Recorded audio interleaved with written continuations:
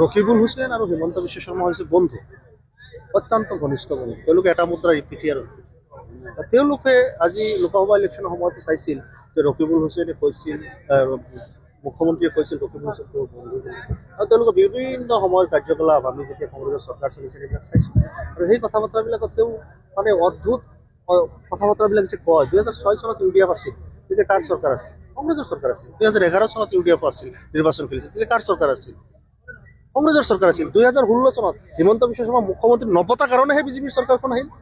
আৰু কংগ্ৰেছৰ সেই সময়ত ভ্ৰষ্টাচাৰ, তেওঁলোকৰ ঘৰৰ খৰ্গ মাৰি খোৱা বা তেওঁলোকৰ যি অন্যায় অত্যাচাৰ উৎপীড়ন এইবিলাকৰ কাৰণেহে বিজেপি আহিল। 2021 চনত আমি কংগ্ৰেছৰ লগত ইলেকশ্যন খেলিছোঁ, মাত্ৰ 18খন আসন দিছিল, আমি 16খনত জিকি আহিছোঁ। কংগ্ৰেছ কেইখনত জিকিছে? কংগ্ৰেছক হৰুৱাইছিল অখিল গগৈ, জ্যোতি গগৈ উজনি অসমত। গতিকে এইবিলাক লম্ফজম্ফ কথা ক'লে মানুহে বুজি পায়। তেওঁ পাৰ্লিয়ামেণ্টত গৈ মাত পাতিব যি সময়ত আমাৰ গৰাখহনীয়াৰ কথা ক'ব লাগে, উচ্ছেদৰ কথা ক'ব লাগে, যি সময়ত আমাৰ মানুহক মাটি ভট্টাৰ কথা ক'ব লাগে, সেই সময়ত তেখেতে পাৰ্লিয়ামেণ্টত কি কথা কয়? কেৰম খেলাৰ কথা কয়। তেখেতে ক'ব লাগে যে আই ৱাজ এটাক, তেওঁক মাৰিছে পিটিছে ক'ৰবাত, কয় আই ৱাজ এটাচ। আমাৰ নাম ৰকিবুল হুছেইনে এই ধৰণৰ হিন্দী আৰু ইংৰাজী কৈ সেইজন সাংসদ হ'ল। আৰু বদৰুদ্দিন আজমল চাহাবে পাৰ্লিয়ামেণ্টত কি কি কথা কৈছিল সেইবিলাক শুনিবচোন এবাৰ। সেইবিলাক শুনি সেইবিলাকৰ পৰা ট্ৰেইনিং ল'বলৈ আহ্বান কৰিছোঁ ৰকিবুল হুছেইনক।